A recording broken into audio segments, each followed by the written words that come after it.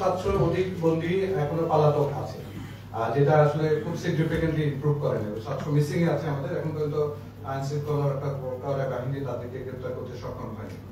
এছাড়া আপনারা জঙ্গি অথবা বিশেষ বন্দীর কথা বলেন 70, এটাও সর্বশেষ মৃত্যুদণ্ড সাজাপ্রাপ্ত সব মিলিয়ে যে 70-এর কথা বলছি, এই 70-এর মধ্যে সর্বশেষ একজন আমাদের তথ্য মতে গ্রেপ্তার হয়েছেন, বাকি 69 জন এখনো পলাতকই আছেন। আপনার আরেকটা বিষয় ছিল আমার অফিসিয়ালি ধারণ ক্ষমতা হচ্ছে 42,877 এবং বর্তমানে বন্দী আছে আজকে অ্যাজ অফ টুডে 70,065।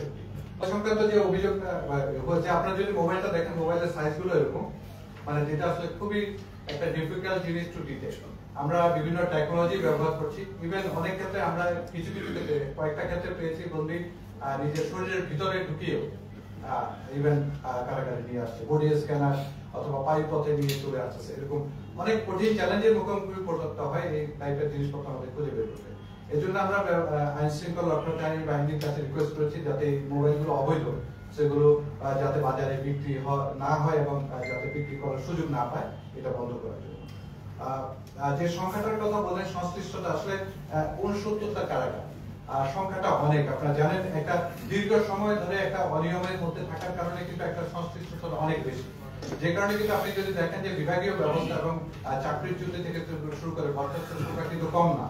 তো এই সংখ্যাগুলো বিভিন্ন, শুধু মোবাইল না, বিভিন্ন মাদক, বিভিন্ন অনিয়ম অথবা অর্থ আদায় অবৈধভাবে, এই সকল সংশ্লিষ্টতার কারণে আমি যে স্পিকারটা আপনাদের বলেছি এইগুলো ব্যবস্থা গ্রহণ করা হয়েছে এবং এটা চলমান প্রক্রিয়া।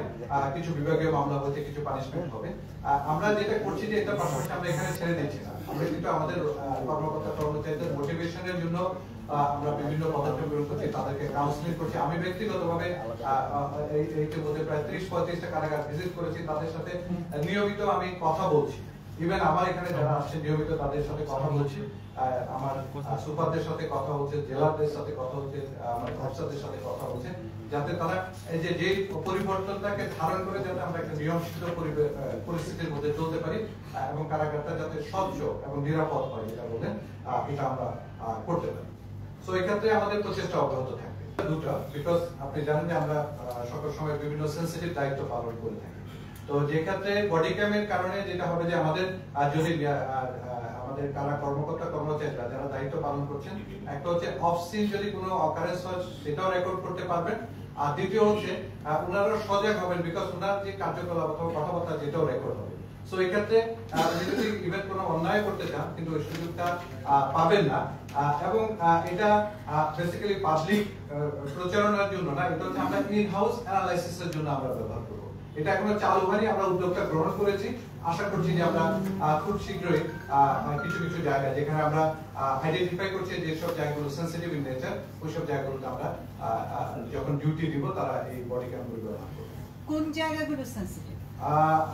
আপনি যদি বলেন যে সেন্সিটিভ বলতে আমরা যে কারাগারের অভ্যন্তরে যে ডিউটিগুলো পালন করে, বন্দীদের সাথে যে ম্যানেজমেন্ট গুলো করে, ওই জায়গাগুলোতে আমরা বিশেষ করে। এছাড়া ধরেন আপনি যদি বলেন যে আমাদের যেখানে ডিভিশন ওয়ার্ড আছে অথবা যেখানে আলোচিত বিশেষ বন্দীরা থাকছেন, তারপর মৃত্যুদণ্ড প্রাপ্ত যে আসামিরা যেখানে থাকে, ওইসব জায়গাগুলো কাজ করা সত্যিই চ্যালেঞ্জিং। অনেক সময় দেখা যায় আমাদের সত্যিকার তথ্যগুলো বের করে না আসা আমাদের জন্য খুব কঠিন হয়ে যায়। অনেক সময় না বন্দীরা মুখ খুলছে বা না কারারক্ষীরা মুখ খুলছে, তো ওই ক্ষেত্রে তখন আমরা দেখা যায় এভিডেন্সের অভাবে অনেক ব্যবস্থা দিতে পারি। তো এটা হলে আমি বিশ্বাস করি তাদের মধ্যে সবার মধ্যে সচেতনতা বাড়বে। এটা গোপনীয় কিছু না, এটা ওপেন, সবাই জানবে এটা লাগানো আছে। সো এবং ঘটনাগুলো রেকর্ড হচ্ছে, তখন আসলে আমার মনে হয় আমরা রিয়েল টাইম একটা সিনারি পাবো।